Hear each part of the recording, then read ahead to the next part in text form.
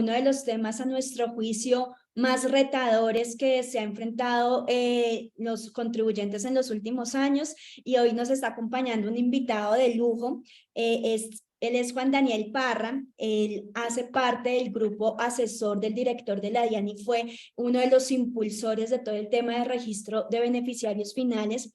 Esta obligación, que si bien es cierto, ya hemos venido hablando hace algunos años de esta, quizás porque todavía no se había cumplido la tan esperada fecha de reporte, ha estado pasando un poco desapercibida. Entonces, con él quisimos hacer este webinar para compartir con ustedes, con nuestros clientes, con nuestros aliados, información que nos permite entender un poquito mejor de qué se trata esta obligación, cuáles son esos retos del cumplimiento que hemos estado enfrentando y que nos permite entender un poquito mejor y que lleguemos a un feliz reporte este próximo 31 de julio. Entonces, sin más preámbulos, Juan Daniel, agradecemos muchísimo que hayas aceptado nuestra invitación y que compartas con nosotros esta temática tan importante. Entonces, adelante, Juan Daniel. Muchas gracias, Olga. Muchas gracias a Roosevelt por esta invitación. Para los que no me conocen, soy Juan Daniel Parra nuevamente, asesor del director general. Estoy en la Oficina de Tributación Internacional. Desde el 2019 pues llevo trabajando en la implementación de este registro único de beneficiarios finales. Parece que nunca se acaba el plazo o la fecha plazo de este reporte inicial, pero lo que sí les puedo decir es que el 31 de julio es la fecha límite para el reporte de estos beneficiarios finales. Es un reporte inicial para los que no tienen tampoco muy claro en qué consiste este registro de beneficiarios finales. Pues es una especie como de registro único tributario, pero limitado al tema de beneficiarios finales. No es solamente un reporte, sino corresponden a un reporte inicial, unas actualizaciones periódicas. Vamos a entrarlo a revisar. Como lo decía Olga, y a pesar de que desde la Dirección de Impuestos Nacionales DIAN hemos realizado más de 200 capacitaciones durante estos 2 años, siguen surgiendo muchas dudas al respecto de el reporte de beneficiarios finales, y por eso pues con mucho gusto acepté la invitación por parte de Olga y de Russell Bedford para hacer esta presentación. La idea es que sea una presentación de corrido, porque no tenemos tampoco mucho tiempo, pero posteriormente pues pueden haber algunas series de preguntas. Yo le pediría al anfitrión si me puede permitir compartir la pantalla para poder compartir la presentación.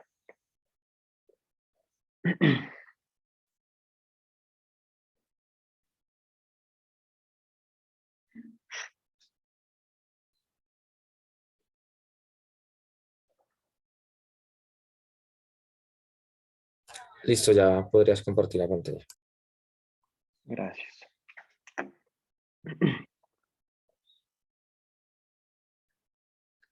Me confirman por favor todos si están viendo la pantalla en modo presentación.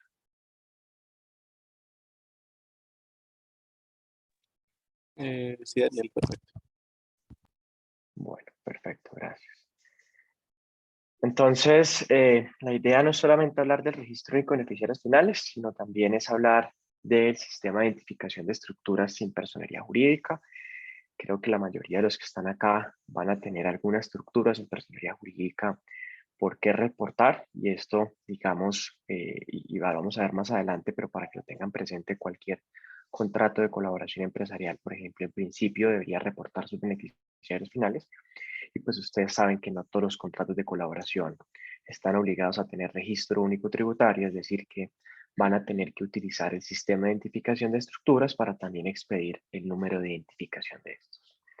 Entonces, de forma muy general y muy rápida, vamos a hablar de los antecedentes internacionales del concepto de beneficiario final. No es un concepto, digamos, que un día se me ocurrió a mí decir, vamos a crear un concepto de beneficiario final o a modificar el concepto de beneficiario final, sino esto es un tema, digamos, que parte de la recomendación del Grupo de Acción Financiera Internacional GAFI, el cual 5 de sus recomendaciones hablan muy puntualmente del concepto de beneficiario final, de la debida diligencia. Entonces la recomendación 10 de Gafi pues nos habla de debida diligencia y es cómo identificar el beneficiario final tanto para las personas jurídicas como para las estructuras en personería jurídica. La recomendación 22 y 23, que son dos puntos y dos recomendaciones que tenemos grandes falencias en Colombia, es en las actividades y profesiones no financieras designadas, casinos, notarías, abogados, agentes inmobiliarios, piedras preciosas.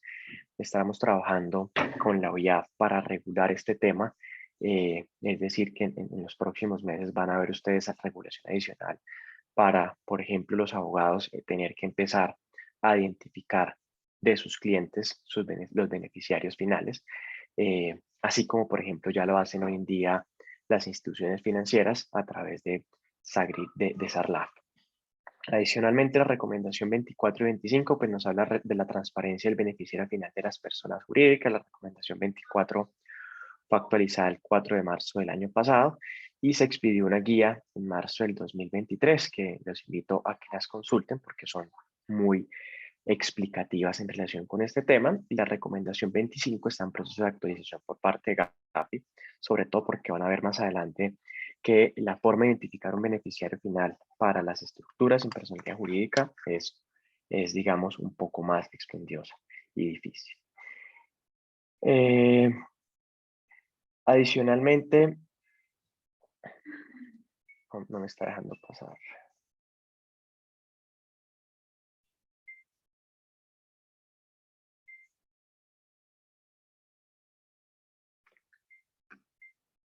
Adicionalmente, en los antecedentes internacionales es importante tener en cuenta que no solamente se parte de la recomendación del Grupo de Acción Financiera Internacional, sino también del estándar para el intercambio automático de información sobre cuentas financieras. Los que han hablado de, los que han visto CRS y FATCA, ustedes han visto que cuando es una entidad no financiera pasiva, están obligados también a reportar los controlantes cuando los controlantes sean sujetos de reporte. Entonces, ahí también está el concepto del beneficiario final incluido. La Comisión de las Naciones Unidas contra la Corrupción, el estándar de transparencia y la iniciativa para la transparencia y las industrias extractivas, y los términos de referencia del Foro Global sobre Transparencia e Intercambio de Información de la OCDE, que hablan de disponibilidad y acceso de y a la información de beneficiario final. En temas nacionales, es importante mencionar que esto no es un tema que nació con el Registro Único de Beneficiario Final, sino anteriormente en la Ley 1819 del 2016 se implementó la definición de beneficiario final para el cumplimiento de información exógena de intercambio internacional automático de información. Lo que pasa es que la definición era tan poco clara que pues nunca se reportó de forma correcta los beneficiarios finales a través de información exógena. Se tienen los mismos criterios para identificar los beneficiarios finales de las personas jurídicas y las estructuras en personería jurídica o similares. Y ya vamos a ver más adelante que los criterios para identificar unos y otros son totalmente diferentes. Y se hablaba de un porcentaje de participación del 25%. Posteriormente, la ley 2010 de 2019 cayó nuevamente en el hierro jurídico y es que vuelve a utilizar los mismos criterios para identificar los beneficiarios finales de personas jurídicas y estructuras en personería jurídica. Habla ya un porcentaje de titularidad o beneficio del 5% y ya no del 25% y crea, digamos, muy importante el registro único de beneficiarios finales RUT. La ley 2155 del 2021, que a mi parecer pues ya cumple con los criterios para identificar los beneficiarios finales tanto de personas jurídicas como de estructuras, de acuerdo con las recomendaciones Gafi, separando cada uno de los criterios que deben tenerse en cuenta.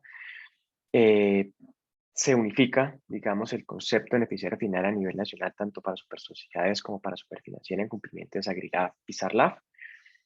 Habla nuevamente del porcentaje de titularidad o beneficio del 5%, continúa con el registro único de beneficiarios finales a cargo de la subdirección de RUT de la DIAN y adicionalmente crea el sistema de identificación de estructuras en personería jurídica que permite a las estructuras en personería jurídica que no estén obligadas a inscribirse en el RUT, pues a tener un número de identificación.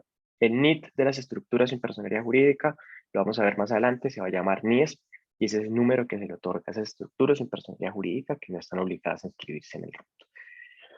Posteriormente, ya la ley 2195 del 2022 le da acceso al registro único de beneficiarios a la Contraloría, a la Fiscalía, a la Superintendencia de Sociedades, a la Superintendencia Financiera, a la Procuraduría y a la OIAF.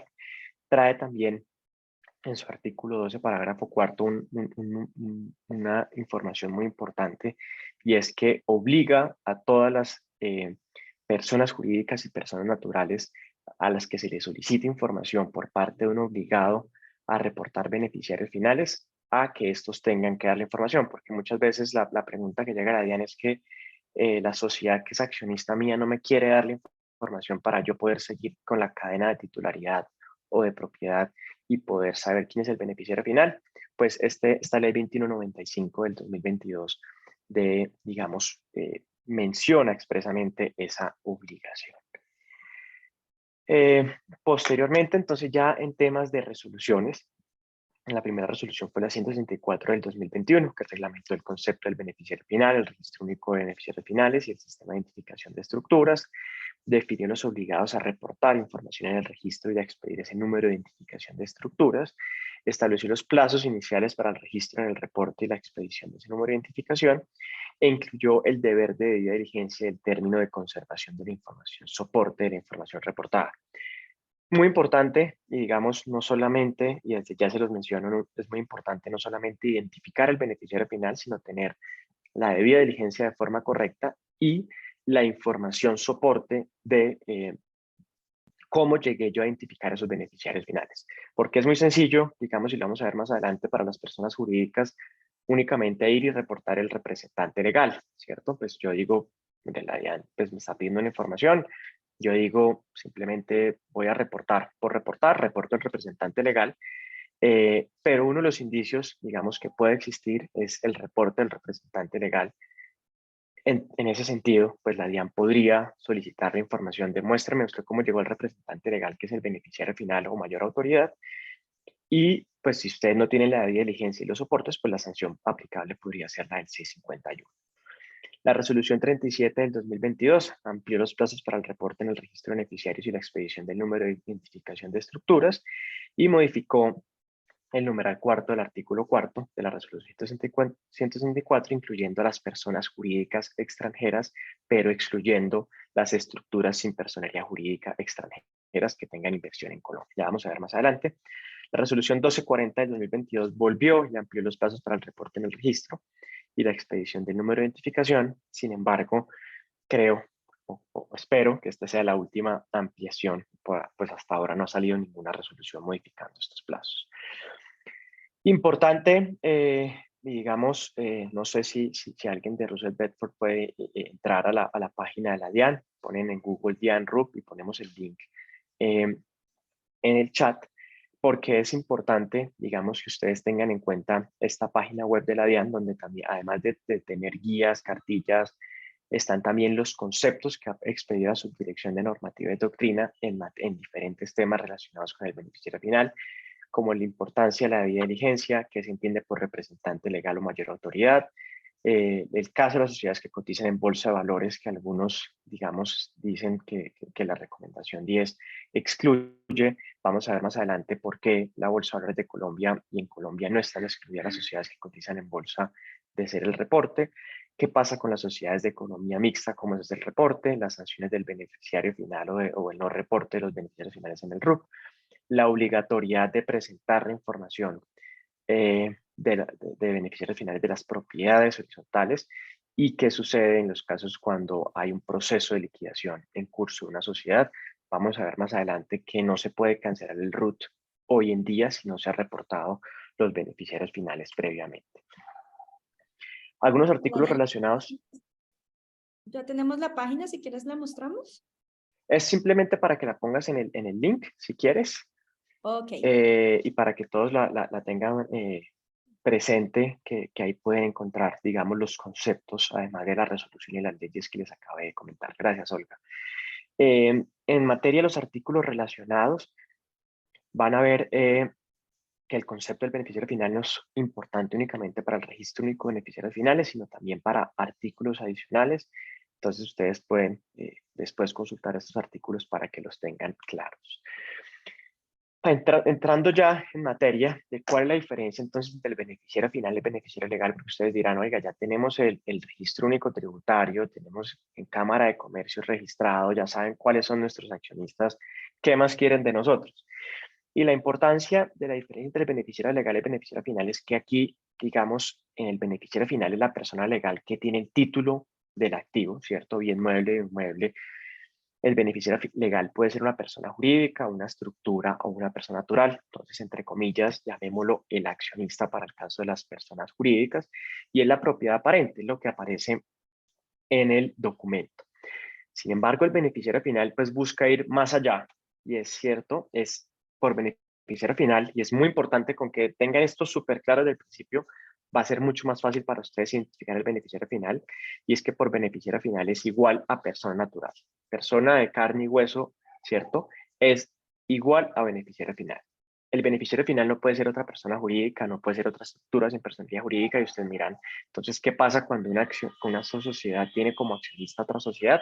Pues tengo que seguir buscando en la cadena de titularidad todas las personas naturales que hayan en los diferentes niveles hasta encontrar personas naturales que ya, digamos, por decirlo así, en el último escalón, pues ya no tenga más personas jurídicas. Entrando ya a revisar la debida diligencia de las personas jurídicas, cómo se debe identificar una beneficiaria final cuando se trata de una persona jurídica, es muy importante tener claro que la identificación de los beneficiarios finales se divide en personas jurídicas y en estructuras y personalidad jurídica. Cuando hablamos de persona jurídica, entonces hay como dos grandes escalones. Yo aquí lo tengo dividido en tres porque así lo trae, digamos, el artículo 631-5 del estatuto, pero para que ustedes no se confundan, les digo, es importante que lo digan el 1 y el 2 en un solo escalón y el 3 como un escalón particular para casos excepcionales. Entonces, lo que me dice es persona natural, y empieza persona natural que actuando individual o conjuntamente, sea titular directa o indirectamente del 5% más del capital o los derechos de voto de la persona jurídica. Aquí, importante, ya vamos a ver más adelante qué se entiende por conjuntamente, qué se entiende por indirectamente, y entender desde ya que cuando hablamos de titularidad, hablamos de capital o derechos de voto. Y o se beneficien 5% más de los activos, rendimientos o utilidades de la persona jurídica, ¿vale? Entonces, es importante tenerlo presente.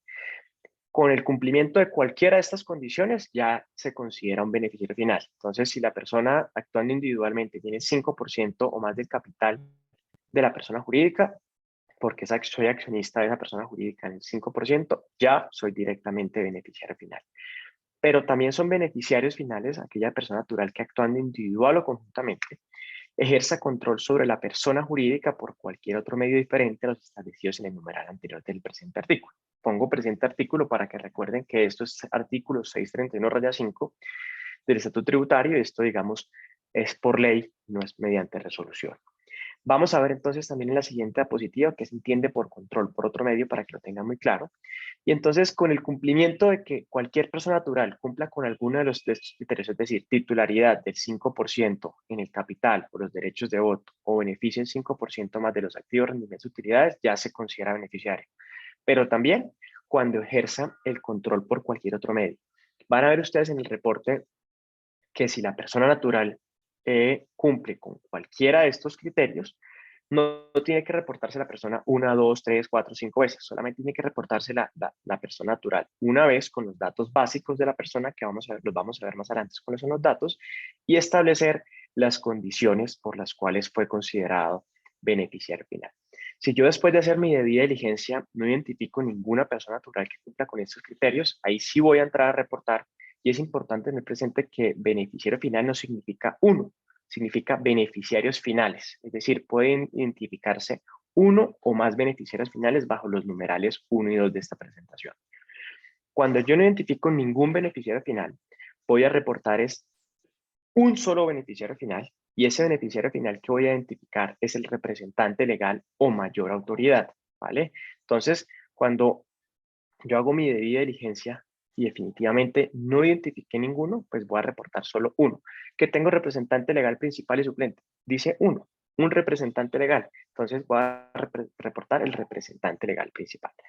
Importante tener presente, y lo vamos a ver más adelante, la diferencia con las estructuras sin personalidad jurídica, pero puede darse el caso que una estructura sin personalidad jurídica o similar sea titular directa o indirectamente del 5% más en el capital de la persona jurídica. Entonces, una un patrimonio autónomo que tiene la titularidad del 5% en una persona jurídica. Entonces ya no solamente voy a hacer, digamos, o a identificar a través de la cadena de titularidad normal, sino siempre y cuando tenga el 5%, todos esos beneficiarios de la estructura sin personería jurídica se van a volver a su vez beneficiarios finales de la persona jurídica. Y es importante, digamos, tener esto presente porque sé que muchos de ustedes tienen ese caso de estructura sin personalidad jurídica encima como accionista de la persona jurídica.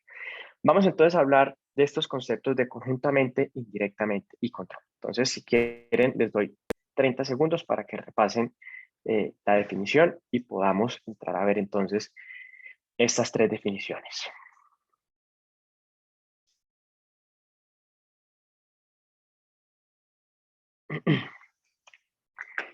Entonces, el concepto de conjuntamente, y porque es muy importante verlo, y es porque acuérdense que aquí hablan individual o conjuntamente, y ese concepto de individual o conjuntamente, lo que me dice el concepto de conjuntamente es que la persona natural que actúa junto con terceros, con los que tenga un vínculo hasta el segundo grado de consanguinidad o afinidad o primero civil, independientemente de las personas jurídicas o estructuras sin personalidad jurídica o similares existentes entre estos, a través de las que actúen de manera directa o indirecta, ¿cierto? Y aquí entonces muchas veces me preguntan, es que yo con mi hermano no me hablo, yo por qué entonces va a aplicarme el concepto de conjuntamente, y es porque sencillamente a la DIAN no puede entender cuándo se habla usted con el hermano y cuándo actúa de forma conjunta o no. Entonces se hace una presunción de que si usted tiene participación en el capital o en el beneficio hasta el segundo grado de consanguinidad, afinidad o primero civil, pues simplemente tiene que sumar esos porcentajes. Entonces yo tengo el 3%, mi hermano tiene el 2%, de forma individual no cumplimos con el porcentaje del 5%, pero de forma conjunta lo cumplimos. Pero adicionalmente, las personas naturales que actúan de manera directa o indirecta junto con terceros a través de un acuerdo. Yo tengo un amigo, mi amigo tiene el 3%, yo tengo el 2%, firmamos un acuerdo para digamos, actuar de la misma forma.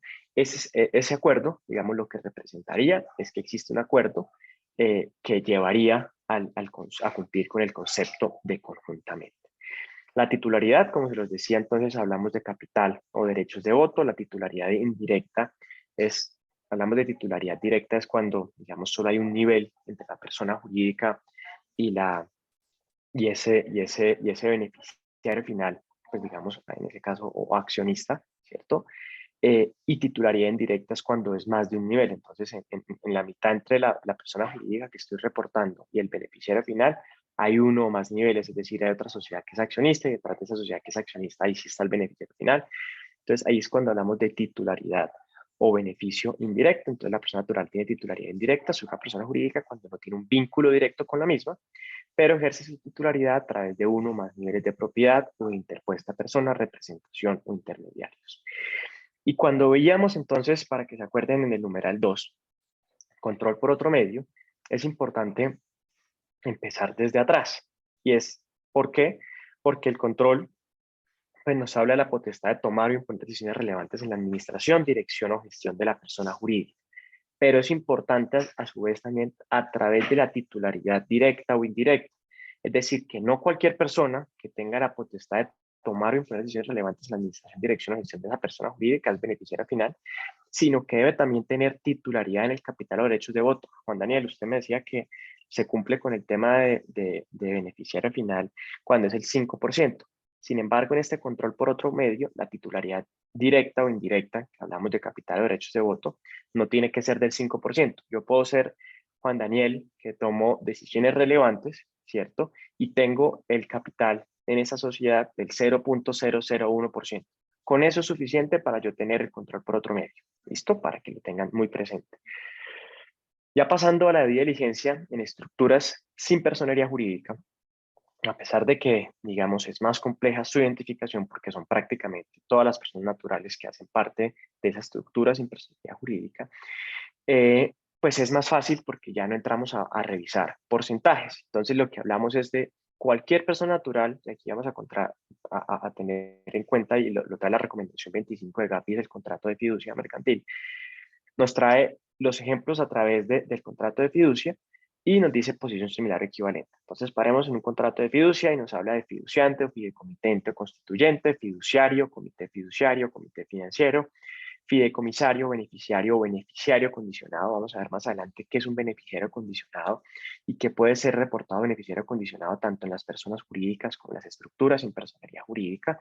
Sobre todo el beneficiario condicionado es reportado en una persona jurídica cuando, como se los mencionaba previamente, la estructura sin personería jurídica es accionista, ¿cierto?, de la persona jurídica y tiene o accionista o está dentro de la cadena de titularidad y tiene el 5% de participación, y cualquier otra persona natural que ejerza el control efectivo y o final, y es muy importante porque la definición de control de persona para persona jurídica que vimos previamente es diferente al control efectivo final de la estructura sin personería jurídica, o que tenga derecho a gozar o disponer de los activos, beneficios, resultados o utilidades. Importante, y como se los mencioné, y en esta diapositiva vuelvo y lo menciono, ¿qué pasa cuando una persona jurídica o estructura sin personería jurídica tenga o ejerza alguna de las calidades establecidas en los numerales anteriores? Pues se deberán informar los beneficiarios finales de dicha persona jurídica o estructura sin personería jurídica. Supongamos que es una persona jurídica la que es el fideicomitente, ¿cierto? Yo no puedo reportar como beneficiario final a esa persona jurídica, sino tengo que reportar en la calidad de fideicomitente los beneficiarios finales de esa persona jurídica que cumple con esa calidad. Entonces, primer punto, en la definición de control, si ustedes ven, vuelve a hablar de potestad de tomar y imponer decisiones relevantes en la administración, dirección o gestión de la estructura sin personalidad jurídica, pero ya no habla de titularidad, es decir, que cualquier persona natural que tenga esa potestad de tomar o imponer decisiones relevantes en la administración, dirección o gestión de la estructura sin personalidad jurídica va a ser considerado beneficiario final. Cuando hablamos de beneficiario condicionado, parémonos en un patrimonio autónomo que estemos constituyendo, donde el fideicomitente dice: yo quiero que los beneficiarios finales son estos ya identificados y voy a tener unos condicionados que van a ser el primer hijo de mi hija, ¿cierto? Entonces, ahí esa condición también debe reportarse dentro del registro único de beneficiarios finales. Tanto la condición, en la medida pues, que la persona ya haya nacido, es decir, Juan Daniel cuando cumpla 50 años, pues tiene que ponerse claro la identificación de la persona para hacer el reporte. Pasando entonces ya a los obligados a reportar en el registro de beneficiarios finales. Entonces, hablamos primero de las sociedades y entidades nacionales con o sin ánimo de lucro. Importante tener presente que la misma resolución establece de forma clara sin ánimo de lucro, de conformidad con lo establecido en el artículo 12 del Estatuto Tributario, incluyendo aquellas cuyas acciones se encuentren inscritas o listadas en una o más bolsas de valores. Volviendo al artículo 12-1, hablamos de la sede efectiva de administración del territorio colombiano, tener su domicilio principal en territorio colombiano o haber sido constituida en Colombia de acuerdo con las leyes vigentes en el país. Adicionalmente, quienes están obligados a los establecimientos permanentes de conformidad con lo establecido en el artículo 20-1 del Estatuto Tributario. Entonces, algunos ejemplos de obligados a reportar: sociedades anónimas, SAS, sociedades en comandita, sociedades de hecho, sociedades de economía mixta, entidades sin ánimo de lucro, copropiedades, muy importante que lo tengan presente, como les dije al principio, cooperativas, asociaciones, fundaciones, corporaciones, entidades gremiales y fondos de empleados. Entonces ustedes dirán, pero el fondo no es una estructura. En el fondo, los de fondos de empleados tienen personería jurídica, así que entran dentro del concepto de personería jurídica. Lo primero que tienen que hacer ustedes es identificar si están obligados, y si están obligados, si entran dentro del campo de personas jurídicas o estructuras sin personería jurídica. Adicionalmente, en este punto es la recomendación 10 de Gafi que yo les decía, porque muchos de ustedes yo sé que han enviado conceptos diciendo pues la recomendación 10 de Gafi excluye del reporte de beneficiarios finales cuando la sociedad que cotiza en bolsa, cotiza en una bolsa transparente. Primero, 2 puntos, la Bolsa de Valores de Colombia no tiene información de los beneficiarios finales, solamente tiene información de los beneficiarios finales en el momento 1 cuando salen las acciones a bolsa, es decir, que no sería una fuente de información. Y el punto número 2, otras o que coticen otra bolsa de valores no implica que tengan conocimiento del beneficiario final de acuerdo con la legislación nacional. En la Unión Europea, por ejemplo, cuando hablamos del 5%, la Unión Europea habla del 25% y es diferente porque la evaluación nacional de riesgo en esas jurisdicciones es diferente que en Colombia. Entonces, digamos, es muy diferente la forma y las características para identificar el beneficiario final. Y eso es una crítica, digamos, que se ha hecho siempre a Gafi de no estandarizar ese porcentaje. Simplemente dice 25% hacia abajo, está bien, Entonces, pues eso implica que muchas veces el beneficiario final identificado para la misma sociedad en la Unión Europea que en Colombia, pues sean diferentes. También están obligados entonces las estructuras sin personería jurídica o similares en cualquiera de los siguientes casos. Es importante tenerlos presentes: las creadas o administradas en Colombia, las que se rijan por normas de Colombia y las que su fiduciario o posición similar o equivalente sea una persona jurídica nacional o persona natural residente fiscal en Colombia. Algunos ejemplos: entonces hablamos de los patrimonios autónomos que estudian mediante contratos de fiducia mercantil, contratos de colaboración empresarial, el artículo 18 del estatuto tributario, fondos de capital privado, fondos de pensiones de cesantías, fondos de deuda pública. No son estructuras sin personalidad jurídica o no están obligados: contratos de mandato, encargo fiduciario, oficinas de representación, partidos políticos y la fiducia civil. También están obligados a reportar beneficiarios finales las personas jurídicas extranjeras cuando la totalidad de su inversión en Colombia no se efectúe en personas jurídicas, establecimientos permanentes y o estructuras sin personería jurídica o similares obligados a suministrar información en el RUP. Entonces, cuando la estructura sin personería jurídica tiene una inversión en un título de deuda pública, por ejemplo, está obligado a reportar beneficiarios finales, o cuando, por ejemplo, tiene un inmueble que no hace parte de una copropiedad. Por eso, digamos, la importancia de que las copropiedades reporten sus beneficiarios finales, en la medida en que son obligados por los inversionistas del exterior que tengan inmuebles, no tendrían que reportar sus beneficiarios finales. Es importante tener en cuenta que los créditos desde el exterior no son considerados inversión. Tampoco son obligados a reportar, no son obligados a reportar en el registro de beneficiarios. Son dos casos muy excepcionales que están en el artículo 5 de la resolución 164, son las entidades, establecimientos, organismos públicos, entidades descentralizadas y sociedades nacionales, en las que el 100% de su participación sea público, y las embajadas, misiones diplomáticas, oficinas consulares, organizaciones o organismos internacionales acreditados por el gobierno nacional. Es decir, que la regla general es que toda estructura sin personalidad jurídica o persona jurídica está obligada a reportar sus beneficiarios finales. Obligaciones entonces ya en temas prácticos del reporte de beneficiarios finales. Se debe realizar un reporte inicial en el registro y únicamente se debe actualizar la información reportada en caso de modificación de la misma, de la información de si se modifica el beneficiario final o la información reportada de estos beneficiarios. Es decir, que es prácticamente como un registro único tributario que solamente vas y lo tocas en ciertas oportunidades cuando se hacen cambios. Aquí con el asterisco de que yo tengo que revisar periódicamente si los beneficiarios finales, y no tengo que estar revisando todo el tiempo si mis beneficiarios finales cambiaron. Estas fechas para yo estar revisando si mis beneficiarios finales cambiaron son el 1 de enero, 1 de abril, 1 de julio y 1 de octubre, y se cuenta con un mes para realizar la correspondiente actualización. Yo hice el reporte, hago el reporte el 10 de junio, ¿cierto? Y yo ya reporté mis beneficiarios finales. ¿Cuándo tengo que volver a ver si mis beneficiarios finales cambiaron? El 1 de julio. Después del 1 de julio, si yo veo que los beneficiarios finales y la información de esto sigue siendo la misma, yo no tengo que hacer absolutamente nada en el registro. Vuelvo el 1 de octubre y vuelvo y reviso si cambiaron o no cambiaron, y así sucesivamente. Esto sin perjuicio, digamos, la recomendación 24 de Gafi que se modificó es un poco más exhaustiva, y esto está en revisión por parte de la DIAN el término de actualización, porque pide una actualización cada 15 días de la información que ha sido modificada, es decir, al estilo RUT, pero cualquier hecho que genere una actualización debería ser reportado y solamente se darían 15 días para actualizar, pero esto, digamos, es por la recomendación 24 que ha sido modificada y que está en revisión por parte de la DIAN. Adicionalmente, importante tener presente que las personas jurídicas o estructuras que están obligadas a inscribirse en el RUT y a reportar beneficiarios deben incluir la responsabilidad 55 en el RUT, si no, no van a poder reportar sus beneficiarios finales.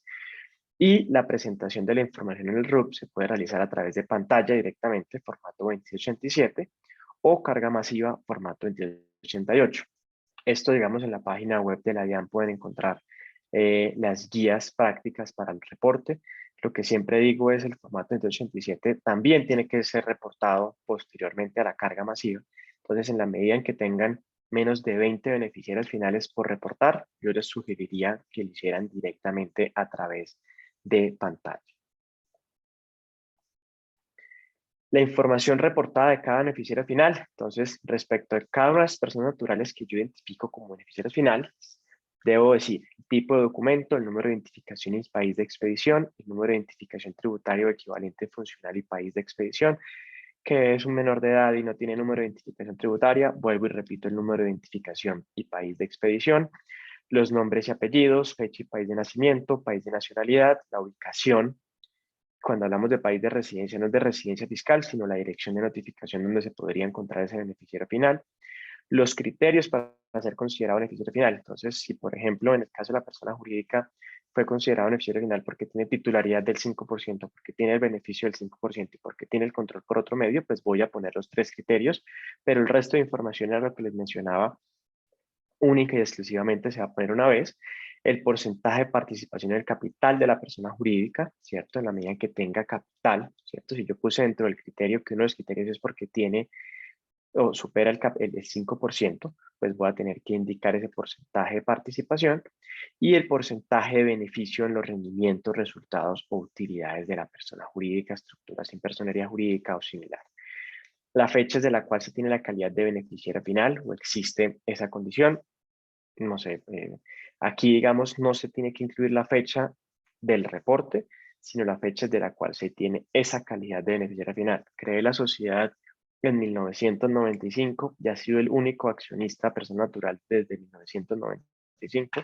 Tengo que poner la fecha desde la cual tiene esa calidad de beneficiario final y pues la fecha desde la cual deja de tener la calidad de beneficiario final lo tengo en rojo porque para poder quitar la calidad de beneficiario final pues debo incluir esta fecha.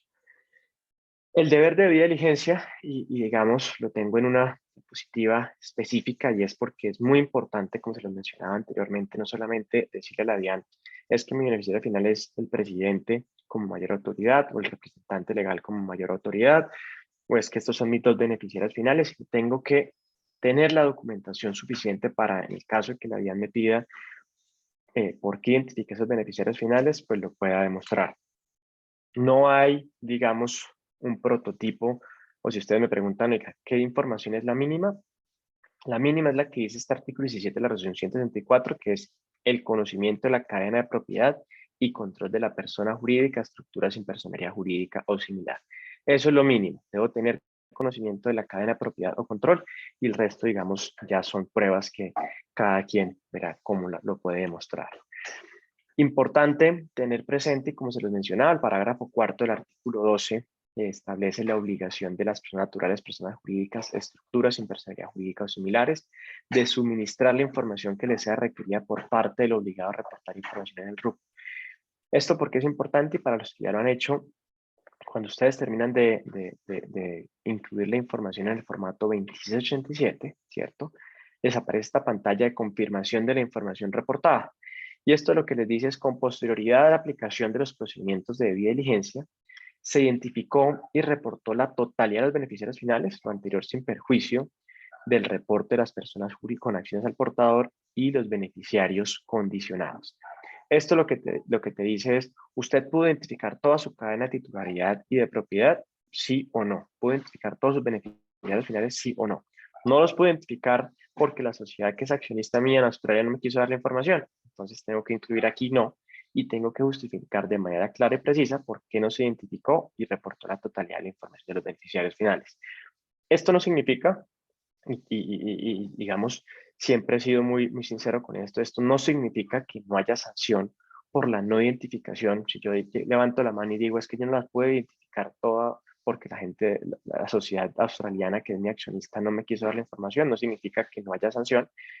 Pero, digamos, la sanción sería, si aquí se reporta que sí, y después se dan cuenta la DIAN que la información no es completa, pues podría haber sanción por el reporte, digamos, erróneo de la información, porque aquí lo estás diciendo, pues erróneo, reporte erróneo por decir mentiras, digamos.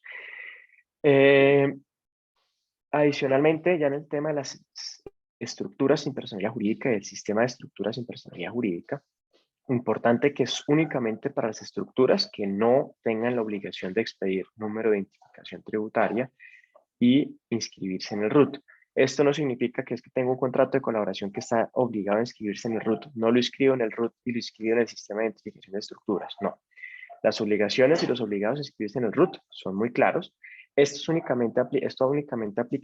únicamente aplica para las estructuras que no están obligadas a inscribirse en el RUT y qué información tengo que incluir. El tipo de estructura sin personalidad jurídica o similar, un contrato de fiducia, una unión temporal, entre otras, los nombres y códigos alfanuméricos asignados internamente, la fecha de creación y la fecha de terminación, pues así como yo cancelo el RUT, también tengo que cancelar el número de identificación de estructuras, la fecha de inicio de administración o cambio de administración, cargar el archivo soporte de la creación de esta estructura y ese archivo soporte, digamos, corresponde a la información que yo estoy incluyendo, es decir, si yo puse que la fecha de creación es esta, pues debo tener un archivo soporte que me muestre que esa fue la fecha de creación y el sistema de identificación expide automáticamente ese número de identificación que empieza por 300.000.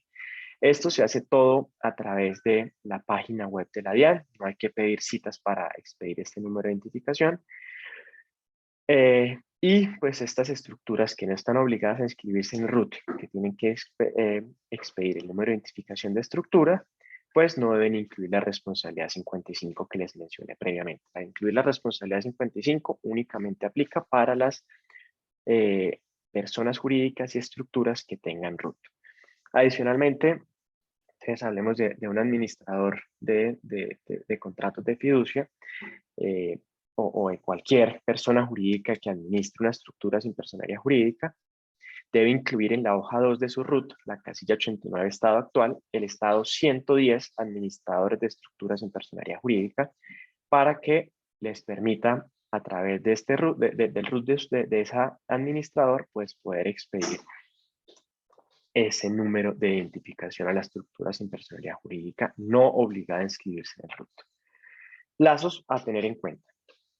Entonces, las que se creen o constituyan hasta hoy, 31 de mayo del 2023, van a tener un plazo de reporte en el registro de beneficiarios hasta el 31 de julio del 2023. Las que se crean a partir del 1 de junio del 2023, a más tardar dentro de los 2 meses siguientes a su inscripción en el RUT, o momento en que se encuentre obligado a reportar en el RUT. Puede darse el caso de una persona jurídica extranjera que ya esté creada hace un tiempo, ¿cierto? Y tenga un RUT ya en Colombia, ¿cierto? Pero solamente expidió el RUT, pero todavía no se encuentra obligada a reportar en el registro porque todas sus inversiones, por ejemplo, están obligados a reportar, ¿cierto? Y en 6 meses, por ejemplo, supongamos que hizo una inversión en títulos de deuda pública, a partir de ese momento en que esté obligada, pues empiezan a cumplir los 2 meses, ¿listo? Para que lo tengan presente. Tema de sistema de identificación de estructuras en personería jurídica y la expedición de su número de identificación. Entonces, las que constituyan o crean o estén obligadas hasta el 31 de mayo del 2023, tienen plazo el 31 de julio del 2023, y a partir del 1 de junio, a más tardar dentro del mes siguiente a su creación o momento en que se encuentre obligada a reportar en el RUT. Entonces, para que también lo tengan muy presente estas fechas. El tema de actualización, pues ya se los mostraba anteriormente, es importante que una vez hagan el reporte inicial, tengan presente 1 de enero, abril, julio y octubre para verificar si la información que tienen suministrada en el RUT corresponde a la realidad de ese día, y si no, pues tienen un plazo de 1 mes para hacer la actualización correspondiente. ¿Bien? Y en el tema de los sistemas de identificación de estructuras, funciona la actualización de la información de los NIES, de los números de identificación, funciona igual que RUT, y es hecho que genera la actualización, tiene un mes siguiente al hecho que genera la actualización para realizar la actualización correspondiente. Importante, los plazos para tener en cuenta para la cancelación del RUT. Ya, digamos, hoy en día, digamos, a modo de resumen de esta presentación, todo RUT que quiera ser cancelado debe reportar previamente sus beneficiarios finales. Y para esto, digamos, la DIAN tiene un equipo que está revisando que el reporte de los beneficiarios finales pues sea el correcto y el adecuado, y pues que no simplemente se cancele el RUT y se reporte por reportar. ¿Vale? Las estadísticas de reporte a la fecha, no hemos llegado todavía al 5%, quedan 2 meses para la fecha final del reporte. Hay 39.000 personas jurídicas y estructuras en personalidad jurídica que ya reportaron beneficiarios. Tienen en el registro único tributario ya incluida la responsabilidad 55.832.000 y se han reportado 99.000 beneficiarios finales. En el tema de las sanciones pues son dos sanciones muy específicas. La sanción de no reporte, no actualización o reporte erróneo, que es la del artículo 658-3, que la sanción no es tan significativa en algunos casos, 14 millones de pesos, y una sanción un poco más onerosa, que es la de la debida diligencia, y porque, digamos, la importancia de no solamente reportar la información, sino tener los documentos soportes correctos, que es del artículo 651, que puede llegar hasta ser de 318 millones de pesos, la imposibilidad de cancelar el RUT si no reportó beneficiarios y las demás sanciones aplicables por parte de otras entidades que ejerzan funciones de inspección, vigilancia y control sobre los obligados a reportar en el RUT. Entonces, todas las superintendencias, por ejemplo, en SAGRILAF, SARLAF o CIPLAF, pueden aplicar sanciones adicionales. Bueno, muchas gracias por su tiempo, y entonces, no sé, Olga, si quieras que revisemos algunas preguntas particulares. Claro que sí, ahora vamos a ir con unas preguntas que tenemos. Roger, ¿estás con nosotros? Claro que sí, Juan Daniel, un gusto saludarte. Te saludo de la oficina de José Perfur Barranquilla. También saludando a todos los que hasta ahora están conectados. Te cuento que tuvimos una conexión muy masiva, casi unas 800 personas que nos están actualmente escuchando. Juan, y pues primero, gracias por esa excelente charla que nos acabas de dar. Y te cuento que tengo 100 preguntas por realizarte, porque sé que la Diana ha contestado 1000 y uno le salen como otras 10.000 preguntas. Pero quiero hacerte 3 preguntas muy puntuales, sobre todo la primera, que yo sé que te la han formulado muy seguramente varias veces y que tú lo fuiste exponiendo. ¿Cuáles serían esos documentos que se pueden llegar a considerar que es una debida diligencia? Y lo pongo en 3 casos. Roger Román crea una SAS muy sencilla donde soy el único accionista, es decir, no hay nadie más sino Roger. Una donde sí tengo una estructura de múltiples compañías hacia arriba, hacia el exterior, y otra donde seguramente tengo fundaciones, trusts, temas ya más especializados en tributación internacional. ¿Qué se entiende por esa debilidad de diligencia? ¿Cuál sería ese documento idóneo, entre comillas, o ese papel, trabajo documental que quería uno de tener? Gracias, Roger, y muy buena pregunta.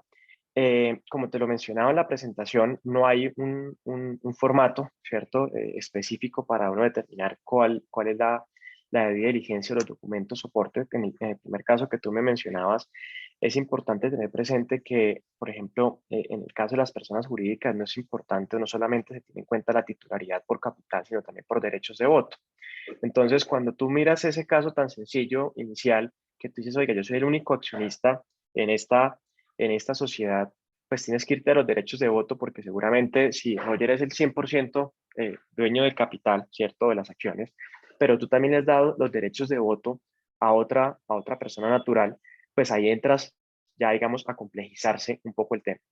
En el caso, por ejemplo, cuando es una estructura un poco más pensada, ¿cierto?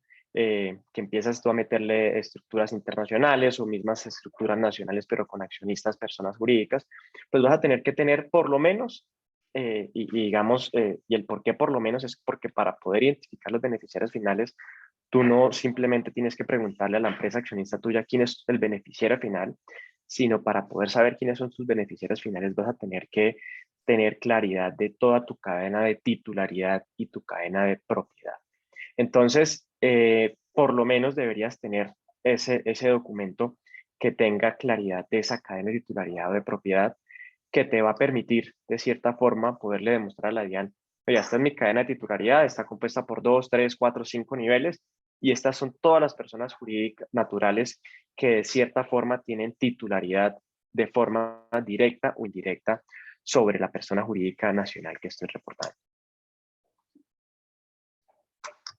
Juan, ¿tú opinarías que sería correcto, por ejemplo, en el caso donde tú y yo tenemos una sociedad, tal cual como tú has dicho, nos piden la información del reporte beneficiario final, uno es Roger, uno es Juan Daniel, que tú, por ejemplo, certifiques bajo grado de juramento, ejemplo, soporte de diligencia, de que tú no has dado un usufructo o no has entregado un derecho a auto particular con tu título accionario?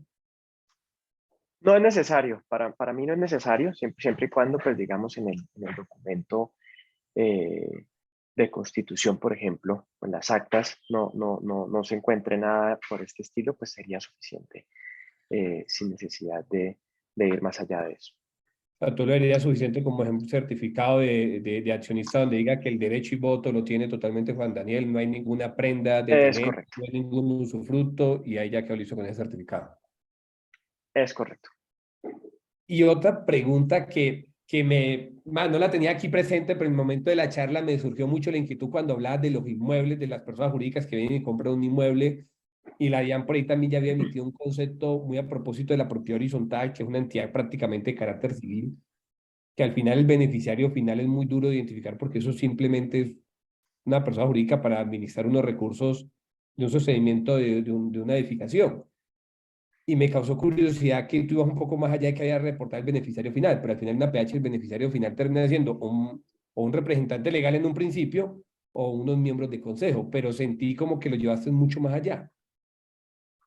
Sí, digamos, y el punto sobre todo en la debida diligencia es porque pues muchas personas jurídicas son los titulares, ¿cierto? O los propietarios de los inmuebles y no simplemente, por ejemplo, el administrador de la propiedad horizontal puede decir, es que pues los titulares son personas jurídicas porque para poder identificar los beneficiarios finales, pues tengo que saber detrás de esas personas jurídicas quién tiene la información, quién tiene la titularidad, ¿cierto? Entonces, en esos casos, digamos, por eso también la necesidad de ese parágrafo cuarto del artículo 12, cuando la persona jurídica pues no quiera dar la información, tiene que entenderse pues que la ley 2195 del 2022 establece la obligación de dar la información, sobre todo para esos casos en los que las sociedades pues, no quieran de cierta forma dar la información para poder identificar los beneficiarios.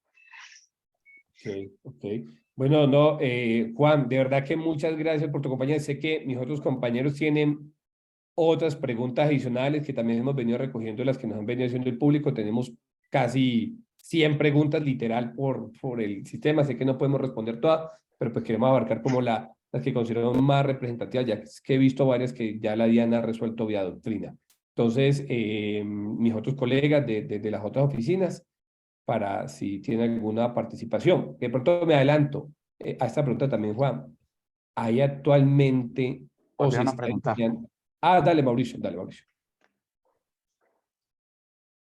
Mauricio, ¿me escuchas? Hola, Roger, buenos días. Juan Adelante. Daniel, mucho gusto.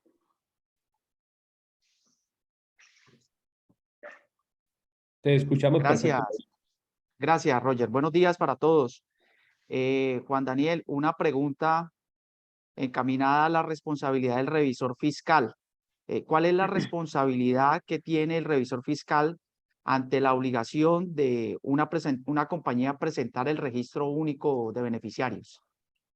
No, la responsabilidad, y buenos días, Mauricio, la responsabilidad es única y exclusivamente de la persona jurídica o de la estructura. Aquí no hay responsabilidad de contadores, no hay responsabilidad de terceros, sino la responsabilidad, digamos, es de la misma persona jurídica o estructura. Netamente de la administración. Es correcto. Correcto. Sí, que en últimas, pues Eh, ese es el punto que siempre vemos cuando un accionista, persona jurídica, pues no quiere dar la información detrás de su cadena de titularidad, ¿cierto? Pues la sanción va a aplicarse a la persona jurídica nacional, por ejemplo. Pongamos el caso nuevamente de Australia, la sociedad australiana, accionista de la sociedad colombiana, no queriendo dar la información, pues no pueden identificar de forma completa los beneficiarios finales en la sociedad colombiana, ¿cierto? La sanción va a ser a la sociedad colombiana, no podemos entrar a sancionar la sociedad australiana, pero pues digamos ahí sí tienen que entrarse a ver ya temas internos de societarios, porque pues no puede por una sociedad que es accionista, por ejemplo, el 1%, el 2%, pagar el resto de accionistas con su patrimonio, pues que sería la utilidad de la empresa. Perfecto.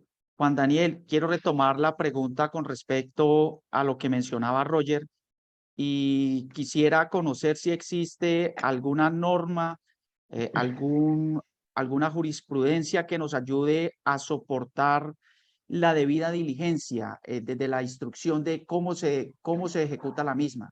Mencionaba dentro de los decretos alguno que hacía referencia al tema, el 2195. No, el artículo 17 de la resolución 164 te establece de forma general qué se debe entender por debida diligencia, y lo que te establece es como cuando te haces una fiscalización la DIAN y te dice, muéstrame las pruebas. Tú puedes mostrarle con cualquier prueba el por qué, digamos, suministraste esa información al registro único de beneficiarios finales. Lo único que es, digamos, mandatorio en esa resolución es que se tenga la cadena de titularidad o cadena de propiedad. De resto, tú le puedes demostrar a la DIAN en la forma que tú quieras. Y esa cadena de titularidad o cadena de propiedad es prácticamente la debida diligencia, porque es que esa debida diligencia es la que te va a permitir saber cuánto es el porcentaje de titularidad en el capital, cuánto es el porcentaje de titularidad en los derechos de voto, si hay control por otro medio teniendo titularidad y toma decisiones relevantes. Entonces, es por eso, digamos, la importancia de esa cadena de titularidad y de propiedad. Juan, yo quería aprovechar para hacerte una pregunta que yo sé que debes de ser muy apasionado con la tributación internacional. Quiero aprovecharte para hacer una pregunta en esa línea.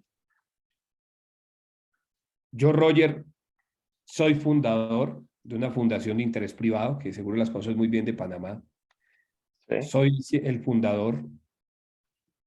Tengo como beneficiaria futura a mi hija. Sí. En la sociedad colombiana, tú hablabas de los beneficiarios futuros, y yo soy el fundador, pero tengo condicionados los beneficios cuando mi hija cumpla 18 años, por ejemplo. Ahí lo que yo te Sí. entendía en lo que tú decías era, ojo, también va el beneficiario, a pesar de que yo soy el beneficiario de todo. Sí, eso es únicamente aplica cuando, digamos, el accionista, y es importante, digamos, en cada jurisdicción entender cuándo se entiende por estructura sin personalidad jurídica y cuándo se entiende por persona jurídica en esa otra jurisdicción. Por ejemplo, los trusts son claros que en el exterior pues son una estructura sin personalidad jurídica. Sin embargo, las fundaciones en Panamá pues son más un estilo de persona jurídica, ¿cierto? Que una estructura sin personalidad jurídica.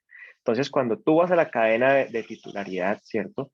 Tú vas a identificar que lo que está arriba tuyo es otra persona jurídica, y en ese sentido no aplicaría, digamos, el parágrafo 4 de este artículo sexto, que te dice, cuando una estructura sin personalidad jurídica tenga el 5% de titularidad sobre la persona jurídica, se deben reportar todos los beneficiarios finales de la estructura, sino aquí aplicarías persona jurídica y arriba como accionista otra persona jurídica. Acuérdate que los beneficiarios condicionados únicamente se reportan en una persona jurídica cuando se hace caso de estructuras sin personalidad jurídica encima de una persona jurídica y tiene ese 5% de titularidad en el capital, ¿vale? Y no, justo por eso te la hacía, porque la fundación tiene una mezcla de trust. Es más, la fundación es Sí. la copia de un trust.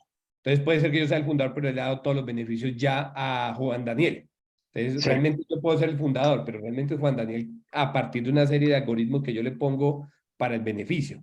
Entonces, si me voy a esa regla también de beneficio o voy reportando una al fundador. Sí, ahí digamos, y lo que te pongo, Roger, también muy de presente, es que debemos tener claridad, la estructura o lo que está en el exterior, si se asemeja más a una persona jurídica o a una estructura sin personalidad jurídica, ¿cierto? Hoy, digamos, a mi parecer, una fundación con todos los prerrogativas que está poniendo Panamá para crear una fundación en Panamá, el registro, todo esto, podría llegar a asemejarse en algún punto más a una persona jurídica que a una estructura sin personalidad jurídica, sin perjuicio de que en la parte, digamos, de la creación del fundador, los beneficiarios, podría entenderse también asimilada al trust, ¿no? Pero ahí, digamos, y eso sí, digamos, te lo dejo a ti, es importante revisar si lo que está arriba como accionista es estructura o persona jurídica. En la medida que tú consideres que esa fundación es una estructura sin personalidad jurídica y tiene ese 100% de participación sobre la sociedad en Colombia, por ejemplo, pues tendría que reportarse todos los beneficiarios finales de esa estructura. Perfecto. Hombre, Juan, voy a hacer la palabra a mis compañeros porque sé que están que se pregunte, después yo me cojo todo el espacio de los cuestionarios acá. Sí, teníamos acá una pequeña pregunta, porque uno de los grandes retos que tenemos las empresas colombianas es que muchas veces no conocemos qué es lo que hay arriba. Pero sí existen representantes legales que son ciudadanos colombianos, pero que tienen una labor más administrativa que propiamente de toma de decisiones. Entonces, una de las grandes preguntas que nos han hecho es, primero, ¿qué responsabilidad le endilgan a este representante legal en caso de que no logre obtener la información? Entonces, esta persona hizo le preguntó a sus accionistas, pero los accionistas no le están proporcionando esta información. Entonces, ¿qué responsabilidad podría llegar a tener este representante legal en este evento? No tiene ninguna responsabilidad. Igual en que el caso del revisor fiscal es muy importante, digamos, mencionar que no va a tener ninguna responsabilidad y pues la sanción va a ser como las sanciones también que aplica pues la DIAN, que son directamente a la persona jurídica o a la estructura.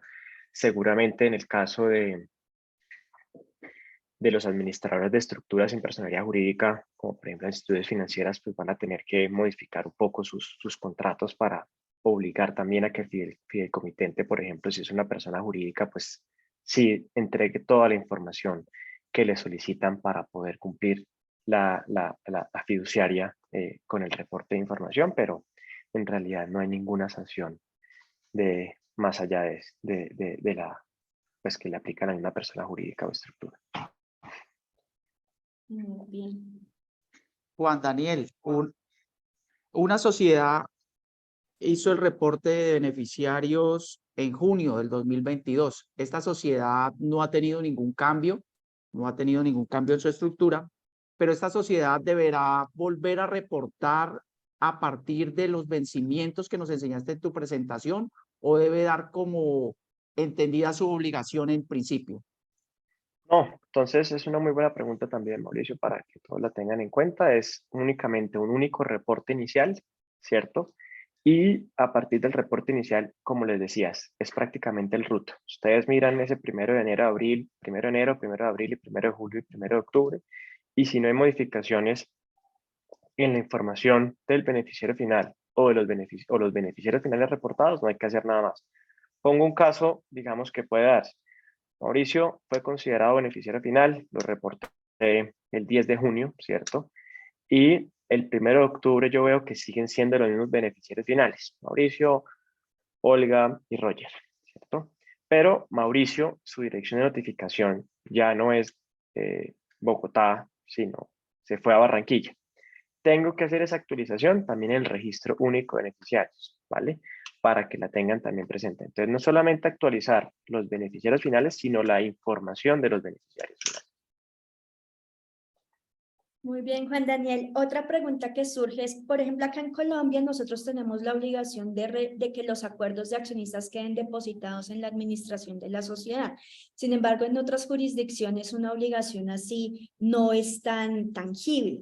Entonces, ¿cómo haría la sociedad para enterarse de que existen estos acuerdos de accionistas o derechos de voto en otros niveles donde no existe la obligación de dejar o que quede consignado esto dentro de la sociedad? Es decir, solo lo conocen los que lo firmaron. Sí, esa es una muy buena pregunta, Olga, porque ahí, digamos, se parte de la buena fe y uno no puede partir como administración tributaria de la mala fe. Entonces, en la medida en que haya acuerdo de accionistas, pues se va a tener que considerar eso dentro del concepto de conjuntamente, y por eso tampoco hablábamos, y hay un concepto también que habla del acuerdo por escrito, porque yo antes de la reunión me puedo reunir con Mauricio, con Olga, con Roger, con Juan y con Diego, a decir, mira, votemos todos en la misma forma y el porcentaje de nosotros supera, es el 5%, más del 5%, y pues esto no daría lugar al reporte de los beneficiarios finales, siempre y cuando pues el acuerdo tiene que estar por escrito. Muy bien, y ya como una de las últimas preguntas que teníamos preparadas para darle paso a las preguntas de YouTube, esas eran las fáciles, ahora vamos a las difíciles. Tú, en tu opinión, ¿qué propósito tiene este registro y cómo crees que se va a usar en la DIAN? ¿Cuáles van a ser esos procesos de fiscalización o cuál es el propósito de este registro y cómo va a ser usada esa información que se va a obtener a partir de esta?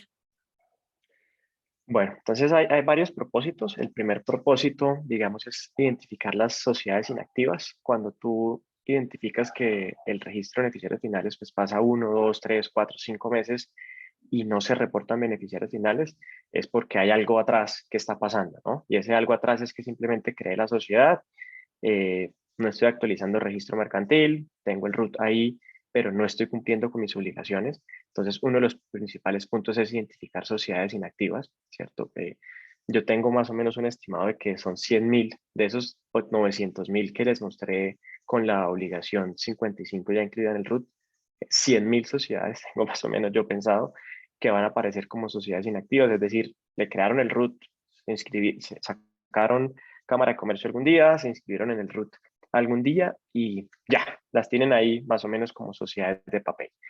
El segundo propósito también es temas de corrupción, todo el tema de contratación estatal va a estar ligado ahí, saber y conocer los beneficiarios finales pues va a permitir saber temas de incompatibilidades, inhabilidades, no puedo contratar, y ustedes han visto en noticias pues digamos que cuando uno va a ver detrás de la sociedad como beneficiario final está el mismo presidente, gerente de la misma entidad pública. Entonces, eso es uno de los temas importantes de temas de corrupción, temas de lavado de activos, temas de cruces de información, porque cuando tú apareces y digamos, no es siempre así, pero si tú apareces como el 100% con el capital, ¿cierto? Y beneficios de una sociedad que al año tiene 50.000 millones de pesos como utilidad, ¿cierto? Y tú nunca has presentado declaración de renta porque dices que no cumples con el patrimonio ni con los ingresos, pues seguramente se van a hacer cruces de información. Esto no es necesariamente porque pues muchas veces puede ser que si no se decretan dividendos, pues no obtengas el ingreso suficiente, ¿no? Pero, por ejemplo, temas de patrimonio. Entonces, va a servir, inicialmente creo que lo más importante va a ser es ver el tema de los omisos, porque como se dieron cuenta, pues ni siquiera llegamos al 5% faltando 2 meses y después de haber pasado casi 2 años desde el momento en que se encuentra ya la obligación vigente. Y el segundo punto es también revisar pues que los reportes sean correctos, ¿no? Y aquí por eso vuelvo y menciono, si tú vas a reportar al representante legal o mayor autoridad como beneficiario final, es bien importante que tengas la debida diligencia porque seguramente lo que te van a preguntar es cómo usted identificó que no tiene ningún beneficiario final por titularidad del 5%, por beneficio del 5%, por control por otro medio. ¿Cómo estás, Daniel? Primero que todo, agradecerte. Creo que es un privilegio, pues, que nos hayas regalado este espacio. Yo me quedo con algo como muy valioso y es, no solo estamos en función de un porcentaje, sino también la intención de voto, ¿cierto? Y sobre todo sucede mucho cuando se hacen estas reestructuraciones patrimoniales, en donde de alguna forma hay como, valga la redundancia, una reestructuración. De otro lado, quisiera que me hicieras otro regalo, y a mí y a todos los que nos acompañan, un poco sobre el tema del régimen sancionatorio, ¿cierto? Nos hablabas de 14 millones, del 658-3, luego nos hablabas del 641. ¿Cómo crees que va a ser ese parámetro? Porque también de repente le siento como una escala de grises al tema. Entonces, no sé si nos puedas dar ese regalo, Juan, y Sí, gracias. claro. Digamos, y tú sabes que aquí siempre hay, y la idea no es sancionar, la idea, Juan, y hola, ¿cómo estás? No es sancionar, sino pues que los mismos contribuyentes, y por eso, si ustedes se han dado cuenta, hemos hecho muchísimas capacitaciones jurídicas, prácticas de cómo cumplir con esta obligación, ¿cierto?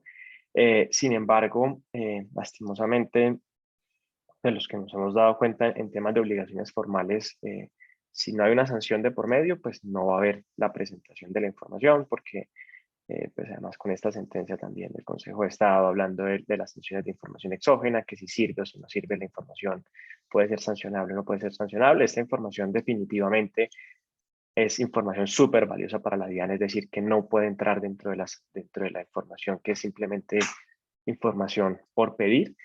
Y las sanciones, pues como te lo explicaba, la del 658-RT3 es por el no reporte erróneo de la información, que es el mismo que aplica para el registro único tributario. Y la del 651 es la debida diligencia, y es que cuando pues te piden a ti la información, la DIAN pide la información, demuéstreme la debida diligencia que usted realizó para identificar sus beneficiarios finales, pues si no se aporta o se aporta con errores, pues sería la sanción del 651. Esto sin perjuicio de la disminución de sanción que se puede representar por primera vez de sanción, la del 640, mejor dicho, la del 640, pero digamos, creo que al ser un tema inicial y ver tanta cantidad de omisos, pues va a ser lógico que se empiecen a aplicar sanciones en relación con este tema. Muchas gracias, Juan. Perfecto, Juan Daniel. Olga, en la dinámica continuamos entonces con las preguntas de nuestro chat. Sí, señor. Gracias. Bueno, me pregunta, ¿las entidades controladas del exterior deben preparar reporte único de beneficiarios y a quiénes deben reportar? Vale. Entonces, importante esa pregunta. Recuerda que ya vimos en la presentación quiénes están obligados a reportar. Entonces, en la medida en que no estén obligados a reportar, porque es una sociedad del exterior, pero no está obligada a reportar porque no tiene una inversión en Colombia en algo diferente a los obligados a reportar, pues no tendría esa obligación. Aquí pongo un asterisco, digamos, Mauricio, porque muchas veces, y me pasó en otra capacitación o en otra charla anterior, me dijeron, es que usted me dijo, y yo pues yo les digo, dependiendo, y por eso yo prefiero que los casos específicos no los revisemos porque pueden decir la mitad del caso, pero la otra mitad del caso no me lo dicen, entonces identificar los beneficiarios o decirles yo mi opinión respecto de casos particulares que están a medias, pues no tiene mucho sentido. De acuerdo, Juan Daniel. Retomo un poco las inquietudes que hay acerca de la propiedad horizontal y trato como de resumirlas. Son varias. Me dicen, en la propiedad horizontal, ¿el propietario del apartamento debe ser reportado por el mismo? No, es la propiedad horizontal la que debe reportar los beneficiarios finales. Entonces, porque o sea, yo como beneficiario final no me puedo reportar yo mismo. Yo tengo que, administrador de la copropiedad, pues pedirle información a los titulares o a los propietarios de cada apartamento, decirle, deme usted la información y pues ahí a empezar a hacer la diligencia. Si el propietario me dice es que es una persona jurídica el propietario, pues tengo que decirle, deme su cadena de titularidad para yo identificar. ¿Qué ha pasado muchas veces y por qué es importante la cadena de titularidad, sobre todo en el tema del 5% de temas de consanguinidad o afinidad? Y es, tengo un apartamento y a toda la familia le encantó ese edificio. Entonces, de los 10 apartamentos o de los 20 apartamentos, se fueron a vivir 15 de la misma familia al mismo apartamento, al mismo edificio. Entonces, van a cumplir con el concepto de conjuntamente segundo grado de consanguinidad o afinidad en esos casos. Entonces, por eso es muy importante. Y ahí entonces ustedes se preguntarán, entonces siempre tiene que preguntarse por las personas jurídicas cómo hacen. Lo poníamos en un caso extremo, digamos, yo no me hablo con mi hermano, ¿cierto? Que es el caso que yo les ponía en la consideración. Yo no me hablo con mi hermano y de una u otra forma él tiene el 3% de esta sociedad a través de otra persona jurídica, ¿cierto? Y otra persona jurídica tiene el 100%, otra persona natural tiene el 100% de otra persona. Entonces, supongamos, qué pena y vuelvo. Entonces, el caso es una persona jurídica en Colombia, ¿cierto? Con una persona jurídica que tiene el 3% de una sociedad y esa sociedad del 100% de mi hermano. Y yo tengo otra persona jurídica que tiene el 2% y esa inversión es mía. ¿Cómo hago para saber que Juan Daniel, que el hermano, que son beneficiarios finales por tener titularidad indirecta tienen ese 5% de forma conjunta. Y ahí entonces lo que yo siempre recomiendo en la debida diligencia es preguntarle, oiga, ¿usted tiene conocimiento de que hay alguien con su cadena segundo grado de consanguinidad o segundo de afinidad o primero civil que es también titular o beneficiario de esta sociedad? Y ahí se vuelve un poco más complejo, digamos, la debida diligencia, sobre todo en el concepto de conjuntamente, ¿no? Igual que, por ejemplo, el tema de los acuerdos de accionistas que no se inscriban ante la misma persona jurídica. Pero las propiedades De acuerdo, horizontales, claro. para llegar a la respuesta que pedías, es que la misma persona natural no tiene que reportarse como beneficiario final, sino es la propiedad horizontal la que lo debe hacer. Perfecto, Juan Daniel. En el caso que existen instrumentos jurídicos como usufructos sobre utilidades, ¿se debe reportar como beneficiario finales quien ostenta la calidad de usufructuario? ¿En qué pena? ¿En qué caso? En el caso de que existan instrumentos jurídicos como usufructo sobre Sí. utilidades, ¿se deben reportar como beneficiarios finales quienes ostenten la calidad de usufructuarios? Sí, ahí ya, digamos, acuérdense que en las personas jurídicas, por ejemplo, se habla de titularidad por beneficio, por capital o por derechos de voto, pero también se habla de o beneficio. Entonces, si yo tengo beneficio de una persona jurídica y supero el 5%, voy a tener que ser reportado como beneficiario. En el caso de las estructuras en personería jurídica, acuérdense que hablábamos también del fideicomisario, entonces también va a tener que ser reportado como beneficiario final. Esa respuesta nos colabora con esta pregunta. Si existe un beneficiario con criterio de control sin titularidad patrimonial, ¿debe reportarse, debe exonerar a los titulares del reporte del registro único beneficiario? No, es diferente, son dos temas diferentes. Un tema es el tener, o sea, se puede ser beneficiario final y recordemos, con el cumplimiento de únicamente un criterio ya se es considerado beneficiario final. La persona jurídica puede tener 100 beneficiarios finales. ¿Por qué? Porque por diferentes criterios pueden ser considerados. Ya cuando llegamos al tercer nivel de representante legal o mayor autoridad, es que solamente puedo reportar uno. Porque, por ejemplo, Mauricio puede eh, ser beneficiario por capital, yo puedo ser beneficiario por beneficio, Olga puede ser beneficiaria final por control por otro medio, porque teniendo el 1%, por ejemplo, tiene la potestad de tomar decisiones relevantes. Entonces es importante tener presente, y como se los mostré en la diapositiva, aplicar los diferentes criterios para cada uno de los casos.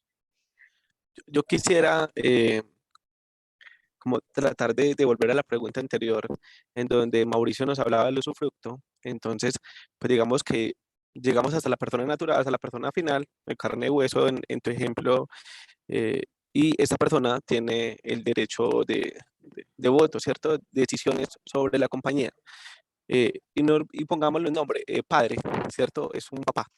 Y ese papá le dio usufructo, digamos que podrían haber dos tipos de usufructos, vitalicio temporal y le di temporal, yo qué sé, por 5 años a mi hija, ¿cierto? Entonces, en ese sentido, ¿cómo debería ser ese reporte? Porque estaría el beneficio de las utilidades, ¿cierto? Y por otro lado, estaría el poder de decisión sobre lo demás. Vale, entonces ahí es importante esa pregunta, Juan, porque son cosas diferentes. Entonces, acuérdate que en la positiva, el primer punto que hablábamos es 5% de titularidad. Entonces hablamos de titularidad en el capital o en los derechos de voto. ¿Listo? Entonces ahí ya estabas cumpliendo con ese caso del derechos de voto del 5%. Beneficio, ¿cierto? Beneficio del 5% en los activos, rendimientos o utilidades. Pero también se podría dar ese caso cuando yo tengo titularidad, ¿cierto? Y es importante ese control por otro medio para que lo tengan todos claro. Tengo control por otro medio cuando tengo titularidad, independientemente si tengo el 5%, el 1%, el 0.001%. Y además tengo la posibilidad de tomar decisiones relevantes. Entonces, el caso que tú me mencionas, si lo entendí bien, es te voy a dar el beneficio por 5 años, ¿cierto?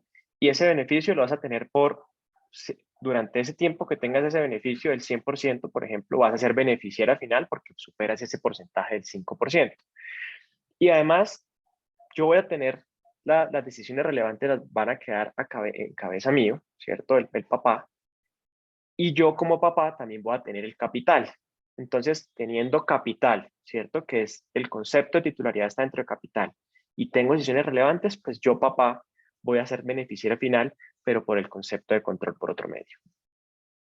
Pues adicional al concepto de beneficiario por capital, que tengo el 100%, ¿no? Entonces serían los dos considerados beneficiarios finales. Tanto quien tiene el usufructo temporal como la persona que tiene el control sobre las acciones, ¿cierto?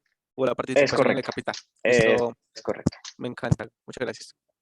Bueno, Juan Daniel, la verdad, se nos quedan muchas preguntas sin resolver. En el chat tenemos muchas preguntas en nuestro canal de YouTube, pero quisiéramos agradecerte mucho tu participación. Sabemos que tienes otros compromisos, entonces nos encantaría quedarnos acá hablando, pero has sido muy generoso con tus respuestas. Creo que nos has dado una luz de cómo es los criterios para interpretar esta obligación y pues sin duda van a seguir surgiendo muchas preguntas que ya te estaremos contactando para molestarte y seguir molestándote con estos temas, pero en realidad agradecerte. Hemos tenido una amplia difusión del evento, nos están viendo prácticamente de todas las ciudades del país, entonces te agradecemos muchísimo porque sabemos que esto es un reto enorme y esperamos tenerte en una próxima oportunidad. Muchas gracias, Olga, Mauricio, Juan, Roger y Diego por la posibilidad de hablar con todos ustedes. Ha sido una gran charla muy importante. Lástima, pues no podemos responder todas las inquietudes. Los invito nuevamente también a los participantes que vayan a la página web de la DIAN. Seguramente algunas de estas inquietudes las pueden resolver en la página web de la DIAN. Solamente como último punto y una pregunta que me parece también muy importante, y es la información que se debe reportar, no es la con corte a 31 de diciembre, sino la que tienen ese día. Entonces los beneficiarios finales que tienen el día que van a presentar el reporte, esa es la información que debe reportar de sus beneficiarios. Y pues la debida diligencia la tienen que hacer prácticamente ese mismo día. Es un poco difícil, pero es importante que lo tengan todos muy presente.